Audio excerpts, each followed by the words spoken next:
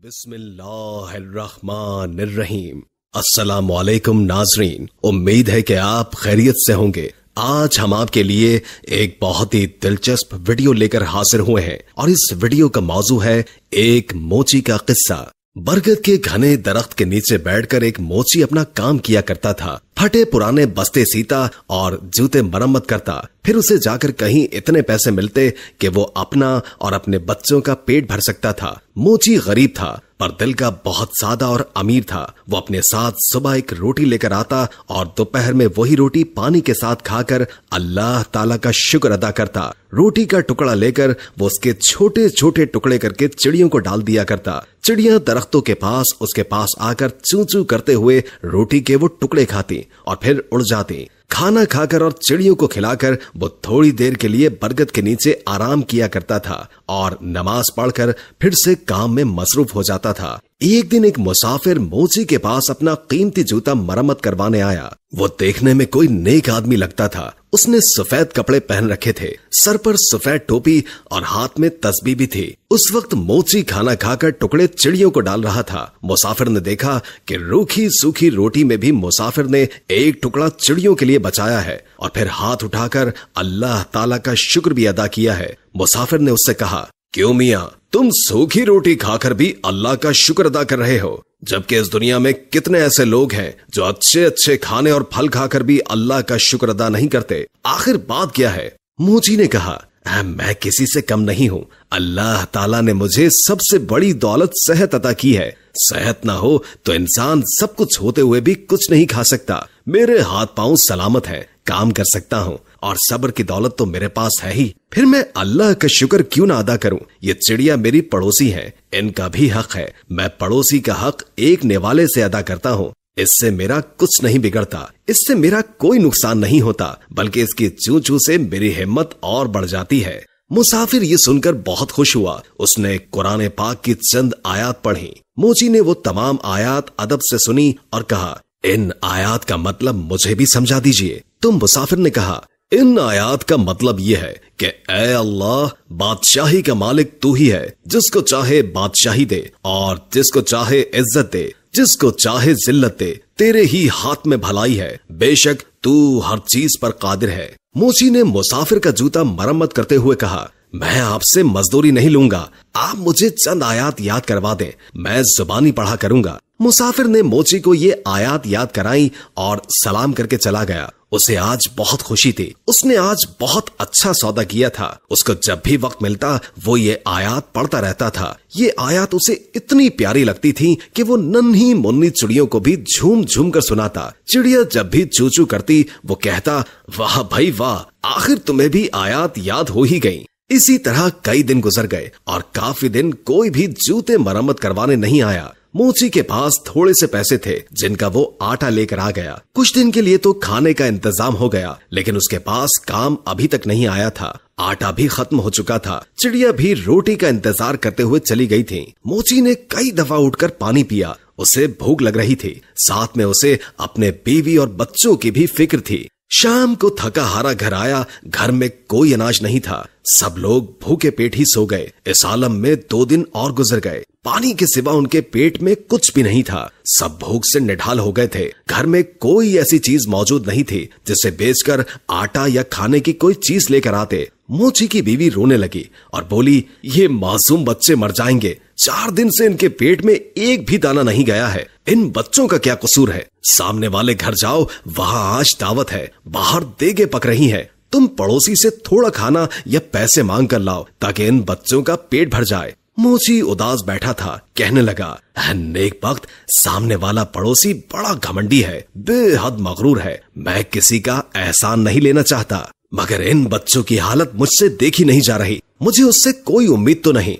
फिर भी अगर तुम कहती हो तो मैं चला जाता हूँ। शायद अल्लाह उसके दिल में रहम डाल दे। मोची अपनी पड़ोसी के पास गया और उसे सलाम किया। साथ कहा कि 4 दिन की भूख ने मुझे मजबूर कर दिया है कि मैं अपने बच्चों के लिए आपसे खाना मांगने आया हूँ, या कम से कम आप मुझे कुछ पैसे ही उधार दे दें। मेरे पास जैसे ही पैसों का इंतजाम होगा मैं आपको वापस कर दूंगा। बच्चों की हालत मुझसे देखी नहीं जा रही। आपको यकीन ना आए तो आप मेरे घर चलकर देख लें। अगर आज भी उनको खाने को कुछ न मिला तो वो मर जाएंगे। पड़ोसी ने हंसते हुए कहा, तू तो बड़ा चालाक है।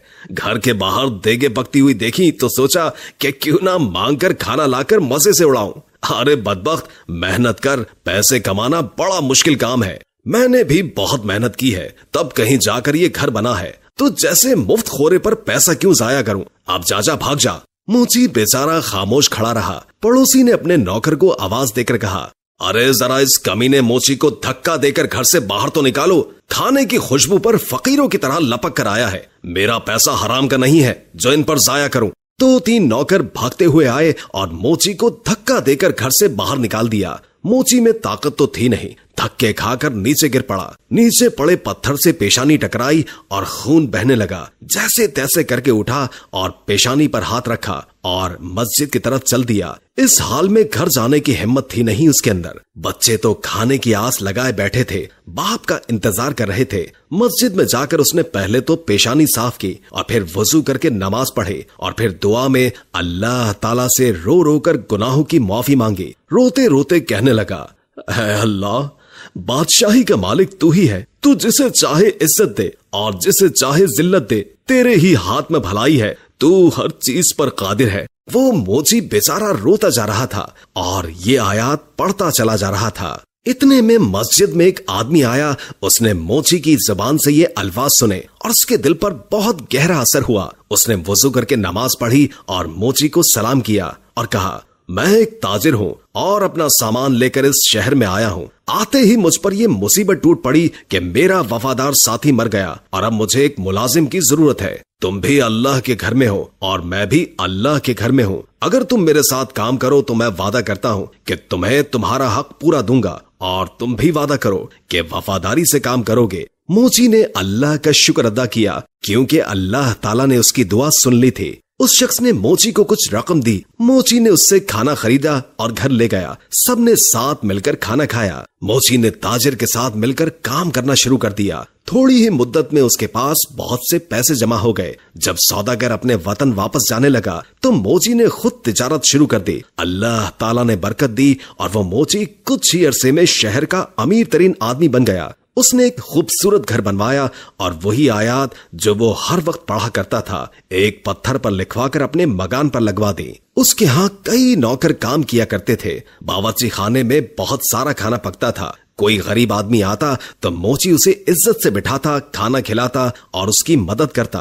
बरगद के दरख्तों पर जो चिड़िया रहती थी वो उन्हें भी भूला नहीं था। वो अब भी हर रोज उन्हें ढेर सारा दाना डालकर आता। एक दफा सर्दी का मौसम था, बारिश हो रही थी कि तभी दरवाजे पर किसी ने दस्तक दी। नौकर ने दरवाजा खोला तो एक आदमी फटे पुराने कपड़ों में बाहर खड़ा कांप रहा था। नौकर उसे अंदर ले आया और उसे कपड़े लाकर दे दिए और बावर्ची खाने में ले जाकर उसे गरम गरम खाना लाकर दे दिया। उस आदमी की यह हालत देखकर नौकर रोने लगा। इत्तेफाक से मोची उस वक्त जाग रहा था। उसने नौकर को रोता देखकर पूछा, क्या बात है? उसने कहा, हुजूर, आपके दरवाजे पर जो आयात लिखी हैं, उनका मतलब आज मुझे समझ आया है। अभी जो फकीर आया है, चंद साल पहले वो बड़ा अमीर आदमी हुआ करता था। उसका बड़ा मकान था, उसके पास बहुत सी दौलत थी, मगर ये शख्स हर किसी को हकीर जानकर उसे जलील किया करता था। किसी को सदका खैरात तक नहीं देता था और आज अल्लाह ताला ने इसे खुद फकीर बनाकर यहाँ भेजा है। मैं उसके घर में मुलाजिम था। मेरा बच्चा बीमार पड़ा था। मैंने उससे कुछ रुपए मांगे